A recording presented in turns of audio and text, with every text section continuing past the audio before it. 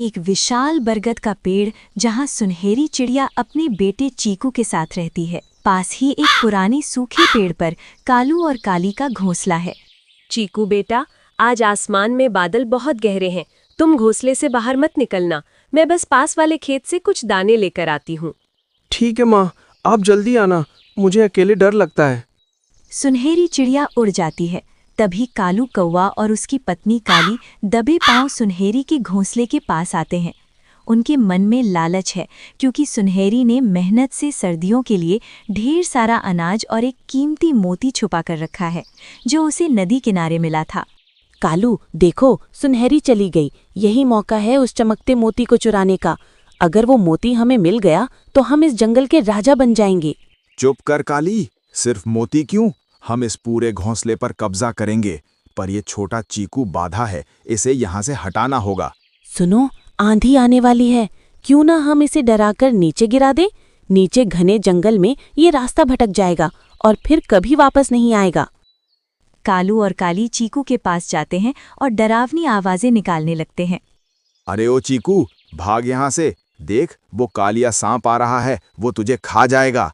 नहीं कालू चाचा, माँ ने कहा यहीं रुकने को। सांप कहाँ है? वो देख, नीचे झाड़ियों में। जल्दी उड़, वरना जान नहीं बचेगी। मासूम चीकू डल के मारे बिना सोचे समझे उड़ने की कोशिश करता है। तभी अचानक तेज हवाएं चलने लगती हैं। चीकू छोटा है, वो हवा का दबाव नहीं झेल पाता और चीखते हुए दूर घने काले जंगल की ओर उड़ जाता है। बचाओ माँ, बचाओ। गया काम से। अब सारा अनाज और वो मोती हमारा है। काली, जल्दी सब समेट ले, इससे पहले कि सुनहरी वापस आए। थोड़ी देर बाद सुनहरी वापस आती है। घोंसला खाली देखकर वो बदहवास हो जाती है। कालू और काली नाटक करने लगते हैं। कालू भाई, काली बहन, मेरा चीकू कहाँ है? वो तो उड़ भी नहीं सकता था ठीक से। हाय राम, सुनहरी, क्या बताएं, वो तो खुद ही उड़ गया। हमने मना किया पर वो नहीं माना। शायद उस तरफ गया है जहाँ गबरू चील रहता है।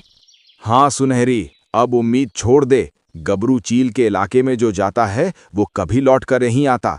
तू भी यहाँ से जा। अब ये पेड़ हमारा है, क्योंकि तू अपने बच्चे को नहीं संभाल सकी। मेरा बच्चा, मेरा चीकू, मैं उसे ढूंढ कर लाऊंगी, चाहे मुझे अपनी जान ही क्यों न देनी पड़े।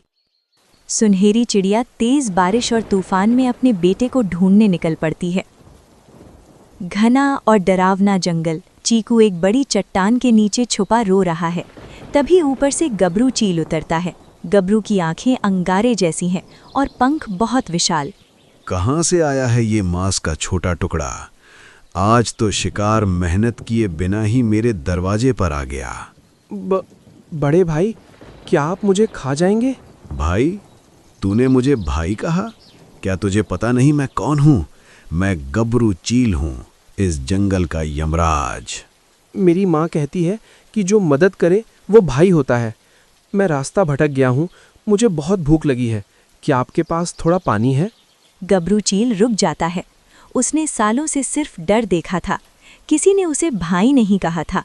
वो चिढ़कर उसे डराता है। पानी नहीं, मैं तेरा खून पीऊंगा। चुपचाप बैठ, जब बारिश रुकेगी तब तुझे खाऊंगा। रात हो जाती है, ठंड बढ़ जाती है। चीकू ठंड से ठिठुरने लगता है। वो अनजाने में गबरू के बड़े और गर्म पंखों के नीचे घुस जाता है। ए छोटे, ये क्या कर रहा है? दूर हट मुझसे। बहुत ठंडे बड़े भाई, आपकी गोद मेरी माँ जैसी गर्म है। बस थोड़ी देर सोने दो, फिर आप मुझे खा लेना। गबरू का पत्थर जैसा दिल पिघलने लगता है। वो चुपचाप अपने पंख फैला देता है ताकि चीकू को ठंड ना लगे। हर जंगल के दूसरी तरफ सुनहरी चिड़िया का सामना कालू और काली से फिर होता है, जो उसे गुमराह करने आए हैं। अरे सुनहरी, तू अभी तक यहीं है? मैंने देखा गबरू चील ने एक छोटे बच्चे को मार गिराया है। अब जाकर क्या करेगी? झूठ। मेरी ममता कह रही है कि मेरा बच्चा जीवित है। तुम दोनों इतने निर्दयी कैसे हो सकते हो? हम तो सच कह रहे हैं। अगर जान प्यारी है तो वापस लौट जा, वरना गबरू तुझे भी नहीं छोड़ेगा। सुनहरी उनकी बात अनसुनी कर आगे बढ़ जाती है। सुबह होती है। गबरू चील जागता है और देखता है कि चीकू अभी भी उसके पंखों में सुरक्षित सो रहा है। जाग जा नन्हे उस्ताद, सूरज निकल आया है। बड़े भाई, आप बहुत अच्छे हैं। अब आप मुझे खा लीजिए, पर क्या खाने के बाद आप मेरी माँ को बता देंगे कि मैं बहादुर था? तुझे खाना? अब अगर कोई तुझे हाथ भी लगाएगा तो उसे मुझसे लड़ना होगा। चल, मैं तुझे तेरी माँ के पास ले चलता हूँ। तभी आसमान में एक बड़ा साया मंडराता है। गबरू चील अपनी पीठ पर चीकू को बिठाकर नीचे उतरता है। अरे बाप रे, गबरू चील यहाँ! भागो काली! पर हमारा मोती और अनाज, हाय अब क्या होगा? तभी दूसरी तरफ से थकी हारी सुनहरी चिड़िया भी पहुंच जाती है। वो अपने बेटे को चील की पीठ पर देखकर डर जाती है। नहीं, मेरे बच्चे को छोड़ दो, मुझे खा लो, पर उसे छोड़ दो। माँ देखो, ये बड़े भाई हैं, इन्होंने मेरी जान बचाई।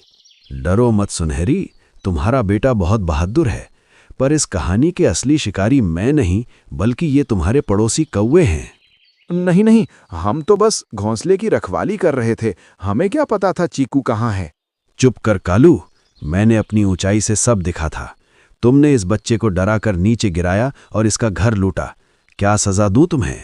हमें माफ कर दो गबरू जी, हम ये मोती और अनाज सब वापस कर देंगे, हमें मत मारो। गबरू भाई, इन्हें जान से मत मारिए। सजा ये है कि ये आज के बाद इस जंगल में कभी नहीं दिखेंगे। सुना तुम दोनों ने? निकलो यहाँ से, इससे पहले कि मेरा इरादा बदल जाए।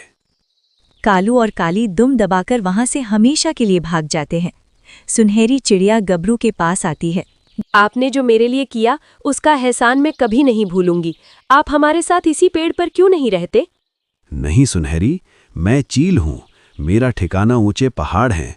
पर आज मुझे समझ आया कि शिकार करने से ज्यादा सुख किसी की रक्षा करने में है। चीकू, क्या फिर से सवारी करोगे? हाँ बड़े भाई, आप हर रविवार को मुझसे मिलने आना। वादा रहा छोटे भाई। गबरू चील ऊंचे आसमान में उड़ जाता है।